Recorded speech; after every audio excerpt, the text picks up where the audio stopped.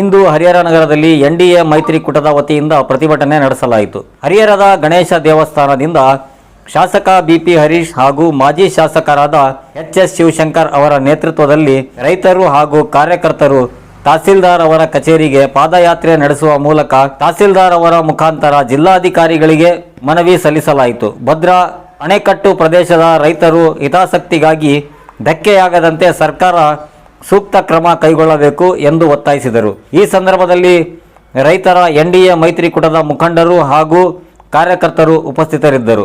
ವರದಿ Sheikh Altaf, smart news Kannada, Harihara. ಆ ಸಂದರ್ಭದಲ್ಲಿ ಮಧು ಬಂಗಾರಪ್ಪನವರ ಅಧ್ಯಕ್ಷತೆ, ಎಸ್.ಎಸ್. ಮಲ್ಲಿಕಾರ್ಜುನ ಪ್ರಶಾಂತಪ್ಪನವರು ಇದ್ರು. ಅಲ್ಲಿ ಏನು ತೀರ್ಮಾನನೇ ತೆಗೆದುಕೊಳ್ಳಲಿಲ್ಲ. ಮುಖ್ಯಮಂತ್ರಿ ಡೆಲ್ಲಿಗೆ ಹೋಗಿದ್ದಾರೆ, ನೀರಾವರಿ ಸಚಿವರು ಊರಲ್ಲಿಲ್ಲ. ನಾವು ನೀರಾವರಿ ಸಚಿವರು ಮುಖ್ಯಮಂತ್ರಿ ಜೊತೆ ಚರ್ಚೆ ಮಾಡಿ ನಿಮಗೆ ತಿಳಿಸ್ತೀವಿ ಅಂತ ಹೇಳಿದರು. 15 ದಿನ ಆದರೂ ನಮಗೆ ತಿಳಿಸ್ತಿಲ್ಲ. ಮಲ್ಲಿಕಾರ್ಜುನ್ ಹೇಳ್ತಾರೆ, ನೀವಿಬ್ಬರು ರೈತರು ಒಂದಾಗಿ ಬರ್ರಿ ಅಂತ. ಯಾರು ನೀರು ಬೇಕು ಅಂದ್ರೂ ಅವ್ರು ನಿಜವಾಗಿ ತೊಂದರೆಗೀಡಾದಂಥ ರೈತರು. ನೀರು ಬೇಡ ಅಂದವ್ರು ಯಾರಪ್ಪ ಅಂದರೆ ಮಲ್ಲಿಕಾರ್ಜುನ್ ಚೇಲಾಗಳು. ಮಲ್ಲಿಕಾರ್ಜುನ್ನೇ ಅವ್ರಿಗೆ ತಯಾರಿ ಮಾಡ್ದ. ನೀವು ನೀರು ಬೇಡ ಅನ್ರಿ, ಅವ್ರು ನೀರು ಬೇಕು ಅಂತಾರೆ, ನಾವು ಹಿಂಗೆ ತಳ್ತೀವಿ, ನಿಮ್ಮಿಬ್ಬರಿಗೆ ಜಗಳ ಹಚ್ಚಿ ನಾನು ಹಿರಿಯೂರಿಗೆ, ಹೊಸದುರ್ಗಕ್ಕೆ, ತುಮಕೂರಿಗೆ, ಕೋಲಾರಿಗೆ ನೀರು ಹೋಗ್ತೀವಿ, ನೀವು ಜಗಳ ಆಡ್ತಾನೇ ಇರ್ರಿ ಅಂತ. ಈ ಮಲ್ಲಿಕಾರ್ಜುನ್ಗೆ ಏನು ಬೇಕಪ್ಪ ಅಂದರೆ ಒಳ್ಳೆ ನೀರು ಬೇಕು, ಒಂದು ಫ್ಯಾಕ್ಟ್ರಿ ನಡಿಬೇಕಷ್ಟೇ. ಯಾರು ರೈತರು ಇದ್ರೇನು ಸತ್ರೇನು, ಅವನ ಫ್ಯಾಕ್ಟ್ರಿ ನಡಿಬೇಕು, ಅವನ ಮೆಡಿಕಲ್ ಕಾಲೇಜ್ಗಳು ನಡಿಬೇಕು, ಭ್ರಷ್ಟಾಚಾರ ಮಾಡಬೇಕು, ಅವನ ಇಲಾಖೆಯಲ್ಲಿ ದುರಾಡಳಿತ ಮಾಡಿ ಲೂಟಿ ಹೊಡೆದು ಬೆಂಗಳೂರಿನಲ್ಲಿ 4-5 ಶುಗರ್ ಫ್ಯಾಕ್ಟ್ರಿ ಮಾಡೋದು ಅವನ ಕೆಲಸ. ಅವನಿಗೆ ನಮ್ಮ ರೈತರ ಬಗ್ಗೆ ಚಿಂತೆ ಇಲ್ಲ, ಕಾಳಜಿ ಇಲ್ಲ. ಹರಿಹರ ತಾಲೂಕಿನ ರೈತರಿಗೆ ಮಳೆಗಾಲದಲ್ಲಿ ಭದ್ರಾ ಡ್ಯಾಮ್ನಿಂದ ನೀರು ಕೊಡಬೇಕು ಅನ್ನುವ ಉದ್ದೇಶದಿಂದ ಶಾಸಕರಾಗಿರ್ತಕ್ಕಂಥ ಹರೀಶ್ ರವರು, ನಾನು, ವೀರೇಶ್ ರವರು ಇವತ್ತು NDA ಪಕ್ಷಗಳು ಒಂದಾಗಿ ನೀರಿಗಾಗಿ ಹೋರಾಟ ಮಾಡ್ತಾ ಇದ್ದೀವಿ. ನಮ್ಮ ನೀರು ನಮ್ಮ ಹಕ್ಕು, ನಮಗೆ ಕೊಡ್ತಕ್ಕಂಥ ನೀರನ್ನು ನಮಗೆ ಕೊಡಿ, ಹೆಚ್ಚುವರಿ ಇದ್ದಿದ್ರೆ ನೀವು ತೆಗೆದುಕೊಂಡು ಹೋಗಿ, ಅಷ್ಟೇ ನಮ್ಮ ಮಾತು. ಇವತ್ತು ನಮ್ಮ ಜಿಲ್ಲೆಯ ರೈತರನ್ನ ಬೀದಿಗೆ ತಳ್ಳಿ ಬೇರೆಯವರು ಸುಖವಾಗಿರ್ಲಿಕ್ಕೆ ತಂತ್ರ ನಡೀತಾ ಇದೆ. ಇವತ್ತು ಸರ್ಕಾರ ದ್ವಿಮುಖ ಧೋರಣೆಯನ್ನ ತಾಳ್ತಾ ಇದೆ. ಸರ್ಕಾರದಲ್ಲಿ ಮಂತ್ರಿಗಳಾಗಿರ್ತಕ್ಕಂಥವ್ರು ರೈತರ ಬಗ್ಗೆ ಕಾಳಜಿಯನ್ನು ತೋರಿಸ್ತಾ ಇಲ್ಲ.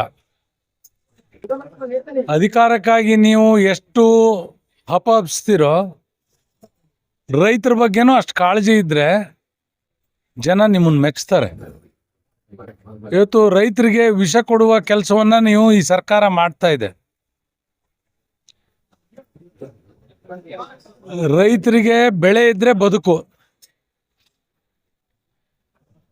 ಇವತ್ತು ರೈತರು ಇತ್ತೀಚೆಗೆ ಭತ್ತದ ಬೆಲೆಯನ್ನ, ಧಾರಣೆಯನ್ನ ನೋಡಿ ಎಲ್ಲೋ ಒಂದು ಕಡೆ ಮುಂದಿನ ಬೆಳೆಯಲ್ಲಿ ನಾವು ಕೂಡ ಹೆಚ್ಚು ಬೆಳೆ ಬೆಳೆದು ನಾವು ಸ್ವಲ್ಪ ಹಣವನ್ನು ಕಾಣ್ಬೋದು ಅಂತ ನಿರೀಕ್ಷೆಯಲ್ಲಿದ್ದರು. ಆದರೆ ಇವತ್ತು ಭದ್ರಾ ಡ್ಯಾಮ್ 176 ಅಡಿ ಇದೆ. 76 ಅಡಿ ಇದ್ರೂ ಕೂಡ ನಮಗೆ ನೀರು ಕೊಡಲಿಕ್ಕೆ ಸರ್ಕಾರ ಮುಂದಾಗ್ತಾ ಇಲ್ಲ.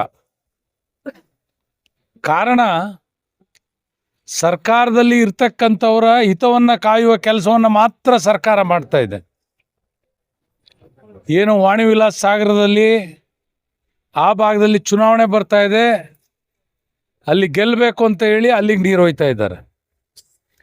ತರೀಕೆರೆ, ಹೊಸದುರ್ಗ ಆ ಭಾಗಕ್ಕೆ ಕೆರೆ ತುಂಬಿಸ್ಬೇಕು ಕುಡಿಯೋ ನೀರಿಗೆ ಅಂತ ನೆಪ ಹೇಳಿ ನಮ್ಮ ನೀರನ್ನು ಕಳ್ಳತನ ಮಾಡ್ತಾ ಇದೆ. ಈಗಾಗಲೇ ಟ್ರಯಲ್ ರನ್ ಮಾಡಲಿಕ್ಕೆ 3 TMC ನೀರನ್ನು ಟ್ರಯಲ್ ರನ್ಗೆ ಒಯ್ಯಬೇಕು ಅಂತ ಹೇಳಿ ಈಗಾಗಲೇ ಆದೇಶ ಮಾಡಿದೆ. ನಮ್ಮ ಜಿಲ್ಲೆಯ ಮಂತ್ರಿಗಳು ಇಬ್ಬರಿದ್ದಾರೆ, ಮಲಗಿದಾರ ಅವ್ರು. ಅಧಿಕಾರ ಸಿಗುವವರೆಗೆ ಎಚ್ಚರದಿಂದ ಇರ್ತಾರೆ. ಅಧಿಕಾರ ಸಿಕ್ಕ ಮೇಲೆ ಕುಂಭಕರ್ಣಂತೆ ಮಲಗ್ತಾರೆ. ಈ ಕುಂಭಕರ್ಣ ನಿದ್ದೆಯಿಂದ ಎದ್ದು ಹೊರಗೆ ಬಂದು ಅಧಿಕಾರ ಇರ್ತಕ್ಕಂಥದ್ದು ನಿಮ್ಮ ಸ್ವಂತಕ್ಕಲ್ಲ, ಈ ರಾಜ್ಯದ ಅಭಿವೃದ್ಧಿ, ಜಿಲ್ಲೆಯ ಅಭಿವೃದ್ಧಿ, ರೈತರ ಅಭಿವೃದ್ಧಿಗಾಗಿ ನೀವು ಸಂಕಲ್ಪ ಮಾಡಬೇಕು.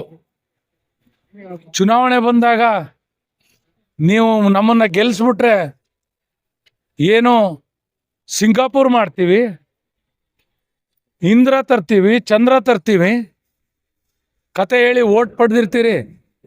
ಯಾರಿಂದ ಪಡೆದಿರ್ತೀರಿ ನೀವು ಓಟು? ಏನೋ ನಿಮ್ಮ ಕಾರ್ಖಾನೆಯಲ್ಲಿ ಕೆಲಸ ಮಾಡ್ತಕ್ಕಂಥ ಕೂಲಿ ಕಾರ್ಮಿಕರಿಂದ ಪಡೆದಿದ್ದೀರಾ?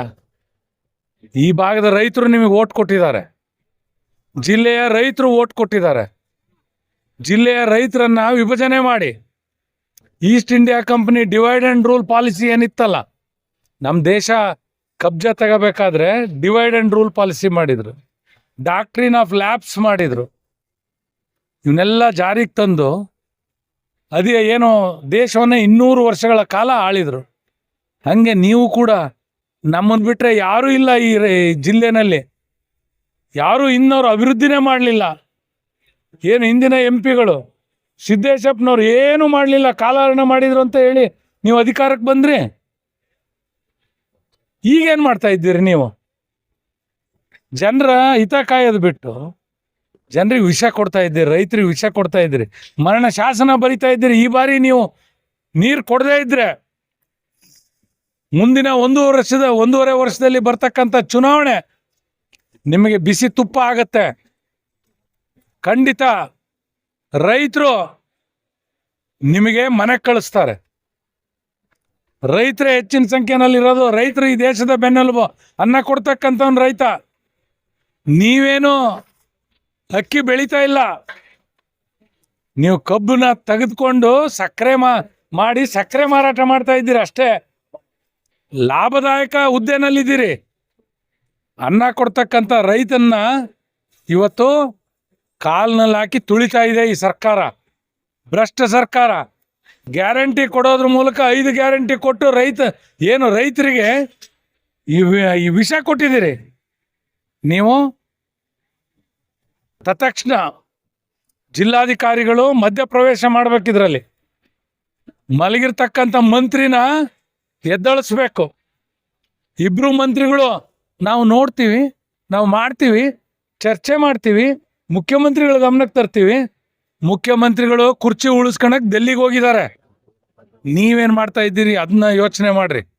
ಮೊದಲು ನೀವು ರೈತರಿಗೆ ನೀರು ಕೊಡಿ. ನಮ್ಮ ನೀರು ನಮ್ಮ ಹಕ್ಕು. ಈ ದಿನ ರೈತ ವಿರೋಧಿ ಕಾಂಗ್ರೆಸ್ ಸರ್ಕಾರದ ವಿರುದ್ಧ NDA ಒಕ್ಕೂಟದಿಂದ ಸಾವಿರಾರು ಸಂಖ್ಯೆಯಲ್ಲಿ ರೈತರು ಸೇರಿ ಪ್ರತಿಭಟನೆ ಮಾಡಿದ್ವಿ. ಕಾರಣ ಇಷ್ಟೇನೆ, ಕಳೆದ 2 ತಿಂಗಳಿಂದ ರೈತರು ಭದ್ರಾ ನೀರನ್ನ ಕೇಳ್ತಾ ಇದ್ದಾರೆ, ಅಚ್ಚುಕಟ್ಟು ಪ್ರದೇಶದ ರೈತರು. ಆದರೆ ಜಿಲ್ಲಾ ಮಂತ್ರಿಗಳಿರ್ಬೋದು, ನೀರಾವರಿ ಮಂತ್ರಿಗಳಿರ್ಬೋದು, ಸರ್ಕಾರ ಇರ್ಬೋದು, ಅದಕ್ಕೆ ಯಾವುದೇ ಕಿವಿಗೊಡದೇನೆ ನಿನ್ನೆ ಅಪ್ಪರ್ ಭದ್ರಾದಿಂದ ರಾತ್ರೋರಾತ್ರಿ 3 TMC ನೀರು ಬಿಡಬೇಕು ಅಂತೇಳಿ ಆದೇಶವನ್ನು ಮಾಡಿ ಇವತ್ತು ಭದ್ರಾ ಅಚ್ಚುಕಟ್ಟು ಪ್ರದೇಶದ ರೈತರಿಗೆ ಅನ್ಯಾಯ ಮಾಡ್ತಾ ಇದೆ. ಅದ್ರ ಜೊತೆಗೆ DK ಶಿವಕುಮಾರ್ ಅವರು, UT ಖಾದರ್ ಅವರು ಗುಟ್ಕಾ ಬ್ಯಾನ್ ಮಾಡ್ತೀವಿ ಅನ್ನೋ ಒಂದು ಕಳ್ಳ ಹೇಳಿಕೆಗಳನ್ನು ಕೊಡ್ತಾ ಇವತ್ತು ರೈತರಿಗೆ 8 ರಿಂದ 10 ಸಾವಿರ ರೂಪಾಯಿ ಅಡಿಕೆ ಧಾರಣೆ ಕುಸಿಲಿಕ್ಕೆ ಕಾರಣರಾಗಿದ್ದಾರೆ. ಅದಕ್ಕಿಂತ ಹೆಚ್ಚಾಗಿ ಬೇಸಿಗೆ ಬೆಳೆಯಲ್ಲಿ ನೀರು ಕೊಡ್ತೀವಿ ಅಂತ ಹೇಳಿ ಈಗ ಮಲ್ಲಿಕಾರ್ಜುನ್ ಅವರು ರೈತರು ಒಗ್ಗಟ್ಟಾಗಿ ಬರ್ರಿ ಆಮೇಲೆ ಕೊಡ್ತೀನಿ ಅಂತಂದು ಹೇಳ್ತಾ ಇದ್ದಾರೆ. ಇವೆಲ್ಲವನ್ನು ಖಂಡಿಸಿ ಇವತ್ತು ರೈತರಿಗೆ ಒಂದು ಬೆಳೆ ಹೋಗ್ತಾ ಇದೆ, ಅವ್ರು ಬದುಕು ಕಟ್ಕೊಳ್ಬೇಕು. ಇವತ್ತು ರೈತರ ಪರವಾಗಿ ಒಂದಿಷ್ಟು ಕಾಳಜಿ ಇಲ್ಲದೆ ಇರತಕ್ಕಂಥ ಸರ್ಕಾರದ ವಿರುದ್ಧ ಇವತ್ತು ಸಾವಿರಾರು ಸಂಖ್ಯೆಯಲ್ಲಿ ಬಂದಂಥ ರೈತರು ಇವತ್ತು ಪ್ರತಿಭಟನೆ ಮಾಡ್ತಾ ಇದ್ದಾರೆ. ಬಂಧುಗಳೇ, ನಾವು ಒತ್ತಾಯ ಮಾಡ್ತಿರೋದು ಸರ್ಕಾರನ, ನಿಮಗೆ ಯಾವುದೇ ವೈಯಕ್ತಿಕವಾಗಿ ನಿಮ್ಮ ಮೇಲೆ ದ್ವೇಷ ಇಲ್ಲ. ರೈತರ ಹಿತವನ್ನು ಕಡೆಗಣಿಸೋದಕ್ಕೆ ನಿಮ್ಮ ವಿರುದ್ಧ ಪ್ರತಿಭಟನೆ ಆಗ್ತದೆ. ಇದೇ ರೀತಿ ನೀವು ಮಂಡತನವನ್ನು ಮಾಡಿದರೆ ಮುಂದಿನ ದಿನಗಳಲ್ಲಿ ಜಿಲ್ಲಾಧಿಕಾರಿಗಳ ಕಚೇರಿಗೆ ಮುತ್ತಿಗೆ ಹಾಕ್ತೇವೆ. ವಿಧಾನಸೌಧ ಚಲೋ ಕಾರ್ಯಕ್ರಮವನ್ನು ಕೂಡ ನಾವು ಹಮ್ಮಿಕೊಳ್ತೇವೆ. ತತ್ಕ್ಷಣ ಈ ಸರ್ಕಾರ ಏನು ಅಪ್ಪರ್ ಭದ್ರಾ ಟ್ರಯಲ್ ರನ್ನಿಗೋಸ್ಕರ 3 TMC ನೀರು ಬಿಡಬೇಕಂತ ಆದೇಶ ಮಾಡಿದೆ, ಆ ಆದೇಶವನ್ನು ಹಿಂಪಡಿಬೇಕು. ಅದ್ರ ಜೊತೆಗೆ ಏನು ಗುಟ್ಕಾ ನಿಷೇಧ ಅದು ಇದು ಅಂತಂದು ಹೇಳಿ ಒಬ್ಬರು ಒಂದೊಂದು ಹೇಳಿಕೆಯನ್ನು ಕೊಡ್ತೀರಿ. ಗುಟ್ಕಾ ನಿಷೇಧ ಇಲ್ಲ ಅಂತ ಒಂದೇಳು ಸ್ಪಷ್ಟವಾಗಿರ್ತಕ್ಕಂಥ ಸರ್ಕಾರ ಹೇಳಿಕೆಯನ್ನು ಕೊಡಬೇಕು. ಅಡಿಕೆ ಧಾರಣೆ ಸುಧಾರಿಸಲಿಕ್ಕೆ ಕಾರಣೀಕರ್ತ ಆಗುತ್ತೆ. ಅದ್ರ ಜೊತೆಗೆ ತತ್ಕ್ಷಣ ಈ ಬೆಳೆಗೆ ನೀರನ್ನು ಇವತ್ತಿಂದನೇ ಕೊಡಬೇಕು.